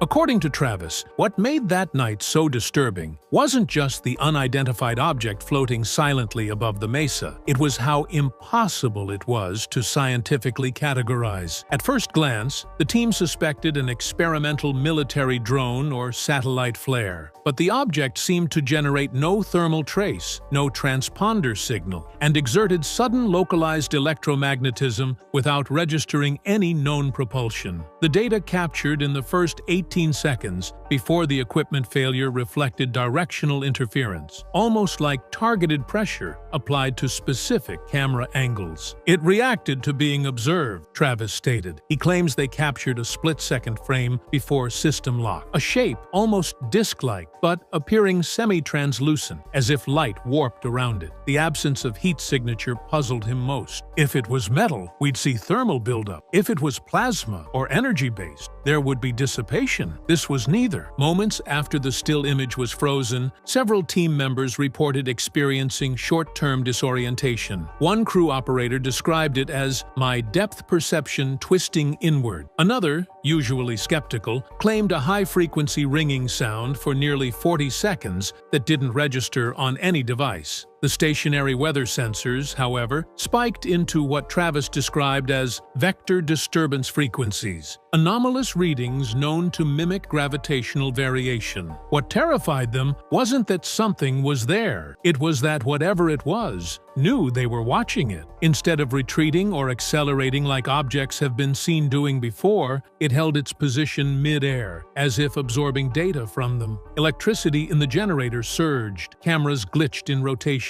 Communication lines went from normal to scrambled audio, momentarily transmitting reversed speech across the team's comms. At 1:46 a.m., without any visible movement, the object vanished, not darting away, just gone. Sensors instantly flatlined, and that's when they realized the night had just begun unraveling. Seconds after the object blinked out of existence, every live feed on their central monitor wall flipped from tracking sky angles to pointing directly at the team. No one touched the control. According to Travis, it looked as though someone, or something, had remotely overridden the camera matrix. Each camera, positioned across multiple acres and locked on fixed survey patterns, simultaneously shifted inward to center on the men and women in the command trailer. It was watching them back. The tech team scrambled. Systems were manually rebooted, cables were physically pulled, backup batteries were disengaged, yet the feeds remained active. Our equipment wasn't online, yet it was still broadcasting, Travis recalled. It was like the entire system had a memory of us,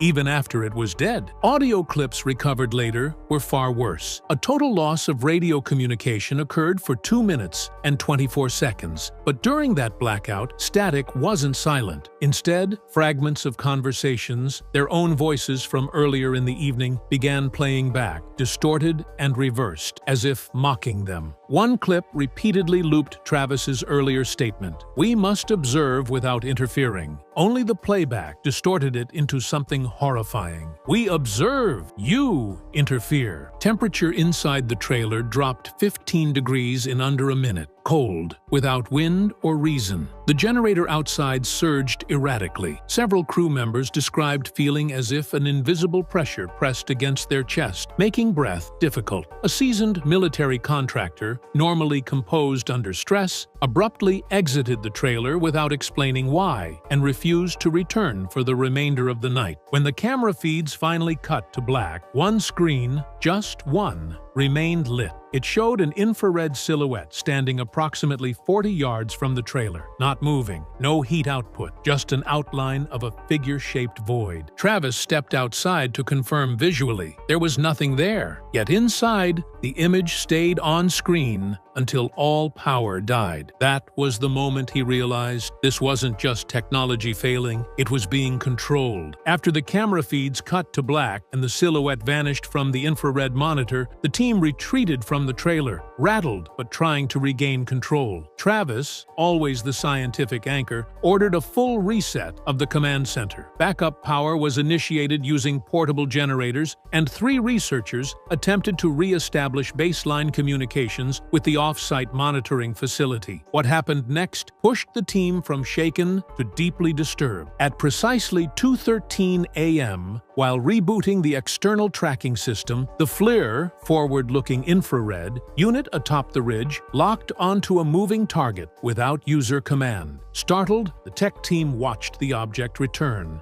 at low altitude, traveling at a speed estimated between 400 and 600 miles per hour. Even more unnerving than its velocity was its flight pattern. It wasn't moving through the air. It appeared to phase or skip across the sky, leaving no thermal trail except during brief microbursts when it sharply altered direction at impossible angles. "This thing didn't bank like an aircraft," Travis later explained. "It pivoted like it wasn't flying, like it was teleporting in extremely short bursts." 3 seconds later, every animal in the surrounding field went silent. 25 seconds after that, seismic sensors registered a sudden, intense, energetic pulse originating above the mesa, approximately 250 feet off the ground. The atmospheric pressure spike caused several on-site monitoring tablets to shatter without impact. The smell of ozone filled the air, and a faint electrical crackling could be heard, described by one crew member as like static crawling across metal. The unidentified object paused directly above the mesa plateau, motionless for nearly 18 seconds. During that stillness, all remaining audio logging equipment captured a low-frequency humming that fluctuated between 17 and 19 hertz, the same range associated with migraine induction, visual disturbances, and flight or fight activation in humans. Several crew members reported nausea, disorientation, and extreme emotional unease. Then came what terrified them most. The object didn't just depart. It ascended vertically at such velocity, the instrumentation could only record the start of acceleration before contact was lost. No sonic boom, no visible displacement of air. It simply vanished. Moments later, the primary system console, which had remained offline since the blackout, powered back on by itself. A single message appeared across all screens. Not yours to see. No one in the command center typed it. That was the moment Travis Taylor realized this was no longer observation. They were part of the experiment, and the question none of them could shake was, how long had it been watching them first? The mesa went dark again after the message appeared on the monitors, but the team wasn't done processing what they'd just witnessed when another wave hit. This time not visual, but electrical. Travis ordered the remaining equipment to be shut down. He wanted controlled silence, no interference. Yet, even with power cut off at the breaker box, handheld EMF meters began spiking higher than any reading previously recorded on the ranch. The spikes weren't random, they were patterned. 1 meter flashed at 2.4 milligauss, then 4.8, then 9.6, ascending in a perfect doubling sequence as though mapped to a binary progression. Travis, shocked, muttered, "That's not natural. Something's counting." Before the crew could respond, the EMF readings jumped past measurable thresholds. The instruments overloaded and went silent. Immediately after that silence, every smartphone in the command area, powered off and with batteries removed, vibrated simultaneously. When they checked the screens, each displayed the same thing, a timestamp of 2:13:18. The exact second the object paused above the mesa before its vertical departure. They hadn't taken their phones outside. They hadn't stood beneath the object. It had marked them from afar. As the EMF wave continued radiating outward, crew members reported a strange static sensation along their arms, as though hair follicles were being tugged. One historian on site began speaking incoherently, referencing dates from 1776, 1947, and 2023 in rapid succession,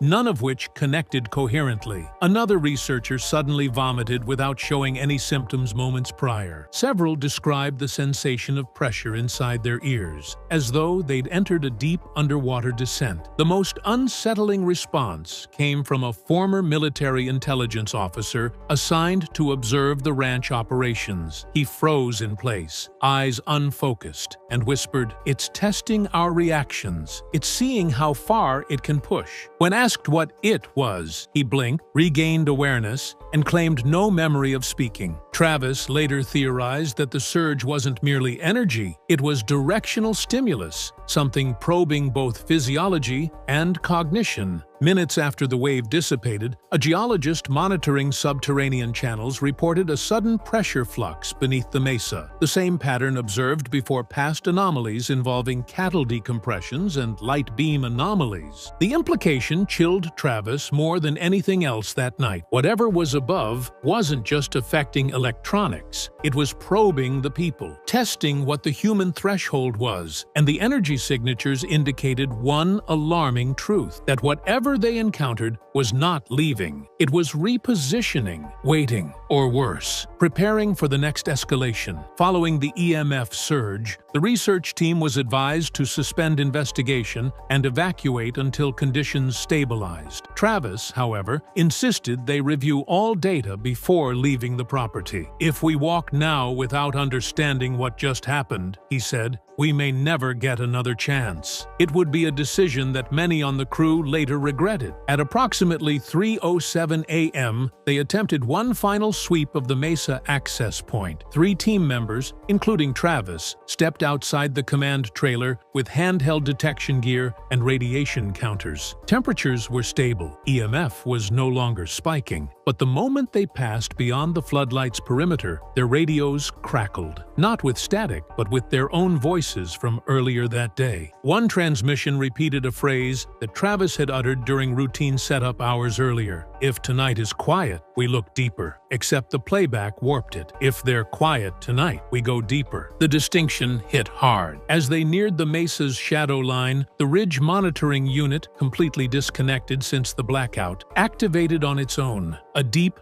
bass-like vibration rolled under their feet. The sensation was similar to standing next to a freight train passing under the ground. The radiation counter jumped from normal levels to nearly 30 microsieverts in under 5 seconds, forcing them to halt. One operator began bleeding lightly from his nose. Then, the environment shifted. Wind began blowing from the wrong direction, inward, toward the mesa, even though weather records confirmed still air that night. Dust, leaves, and dry brush gravitated towards a point near a rock shelf. It was like the land itself was exhaling towards something unseen. Travis shouted for retreat, but the ground suddenly rumbled, a shallow quake without any seismographic alerts off-site. Then, the floodlights went out, all of them. Every single light source, even battery lanterns and infrared beams, extinguished instantly, as if swallowed rather than shut off. One team member screamed in the darkness, not out of pain, but panic. He reported seeing movement beside him, a humanoid outline walking parallel, matching his pace without producing sound. Others felt a sudden gravitational pull toward the mesa, as though their center of mass was temporarily manipulated. Travis, barely able to see, issued the command to abort and fall back to the trailer. The entire retreat happened in silence. No footsteps heard except their own. No wind, only pressure. When they reached the threshold of the command center and crossed under the canopy, the lights returned. Instant, no flicker. Everything was exactly as it had been 5 minutes prior, except one piece of equipment, a handheld thermal scope, had captured a single frame during the blackout. On reviewing it, white-hot signatures of multiple human-shaped figures could be seen descending from above the mesa, spaced evenly apart, right where the air pressure had centered minutes earlier. Travis marked that moment in his private field log with a single sentence: "It didn't want us near that location, not to observe, not to understand, because something was there it was trying to protect or hide." And that is when he knew if they stayed any longer, they wouldn't have been allowed to leave. Once the team reassembled inside the command trailer, shaken and covered in dirt, an urgent internal debate began, not about what they had witnessed, but whether any of it should ever leave the ranch. Multiple crew members argued it posed too great a risk, not only scientifically but psychologically and possibly politically. Travis, visibly distressed but trying to maintain composure, stated that what they recorded could redefine everything we think we understand about physics, surveillance, and possibly intelligence that predates us. Minutes after power fully stabilized, backup drives automatically initiated data synchronization through the network hub. But something happened that no one had expected. The footage and sensor logs tied directly to the blackout window began vanishing in real time. Audio clips were replaced with blank static. Video feeds rewound and rewrote themselves to erase the object above the mesa, the thermal outlines, and all EMF telemetry from the surge. A tech specialist attempted to isolate the data and force manual preservation, but the system overwrote everything directly on the drives. When they disconnected them physically, the damage was already done. It was as if the ranch itself had edited the files. A heated confrontation erupted. One senior advisor demanded they report the incident to federal partners immediately, claiming the signature was not of known terrestrial origin. Another, who had observed similar anomalies tied to classified projects, countered, warning that disclosure could result in shutdown of the entire program and seizure of all personal materials. One researcher, in near tears, suggested destroying the surviving notes entirely and quietly ending the investigation before someone got hurt. That's when the head of security entered the room with updated clearance protocols from higher up. According to him, the incident had already been forwarded through encrypted channels, but the official response was chillingly brief. Suspend analysis. Do not pursue replication. Not for public release. No mention of safety. No questions about what happened. Just a directive to stop. Travis pushed back. He argued that halting investigation meant abandoning all scientific integrity. What we saw was deliberate, he said. Whatever interacted with us demonstrated the ability to not only affect our surroundings, but to erase our documentation of it. If we don't try to understand it, we remain at its mercy. But the reply that came next from the comms officer silenced the room. They didn't say, "Don't research it." They said don't try to show it. That distinction landed like a warning shot. It wasn't that the discovery couldn't be studied. It simply couldn't be witnessed by anyone outside that compound. And so, that's how the decision was made. Not to deny what happened, but to contain it. The footage wasn't just lost. It was intentionally buried because someone or something had made it very clear that the world isn't supposed to see what really happened that night above the mesa. In the months that followed, silence became policy. Contracts were extended, statements were moderated, and that night was officially categorized as data corrupted due to environmental interference. But off-camera, the crew's behavior spoke volumes. Several members left the field entirely, some reporting persistent nightmares of a figure standing beyond their window, while others claimed their electronics would activate without power, just like the ranch equipment did during the incident. One technician even relocated out of state, telling a colleague, "I can work somewhere with ghosts or creatures, but not something that watches you think." Travis quietly preserved fragments of evidence through handwritten logs and voice recordings made on analog devices, machines incapable of remote access. In one log, he wrote, "Whatever we encountered did not react to us. Its appearance triggered our observation systems. We weren't recording it, it was activating us." When production resumed, the Mesa episode was scrapped and replaced with safer content. Viewers saw controlled edits, lost equipment data, unstable weather, no mention of airborne anomalies. But earlier this year, during a private panel, Travis broke the script. Without naming specifics, he said, "There was one night when the ranch decided what it would let us see, and it chose something we weren't prepared for." That comment was cut from official release within 24 hours, but a leaked offline clip now circulates quietly among researchers. Travis ended his private memo with a chilling line. "We keep trying to study the phenomenon, but what if that night it was studying us? Not to harm, but to measure response." And that leaves one final question, the one the footage didn't erase. If it already knows how we react, what happens when it decides to test us again?